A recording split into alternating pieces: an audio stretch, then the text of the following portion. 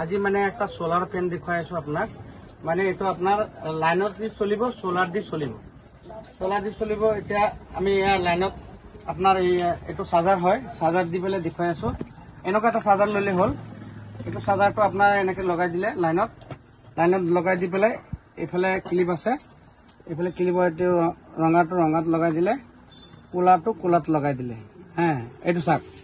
চলিলে নহয় এতিয়া এটা আপনার ধৰি লওক এটা লাইন নাই হ্যাঁ প্যানেলটো আপনাৰ হাতত উঠাই থৈছিলে এটা ধৰি লওক এইটো আপনাৰ লাইনৰ কানেকশন কাটি দিলো এইফালে সোলাৰৰ লাইনটো মই ইয়াতে ৰাখি থৈছো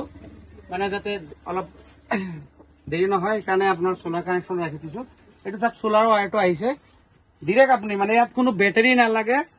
আপনার কোনো ইনভার্টার নালাগে ডিরেক্ট সোলারে দি চলি যাব এইখন ফ্যান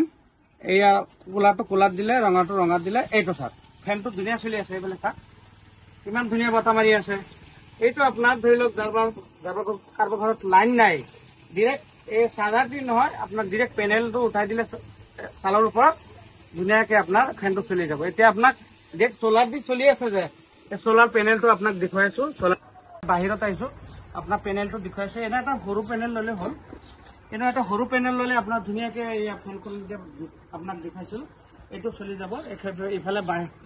প্যানেলৰ বাহিৰ ফালে আপনার প্লাস প্যানেল লিখাই আছে এটা কানেকশনটো দিলে দি পেলে আপনার এইটো ফ্যান আপনার ধুনীয়াকে চলাব পাৰিলে হ্যাঁ ধৰি লওক ইমান গৰমত আপনাৰ এটা প্যানেল আৰু এটা ফ্যান নিলেই আপনাৰ ধুনীয়াকে ঘৰত চলাব পাৰিলে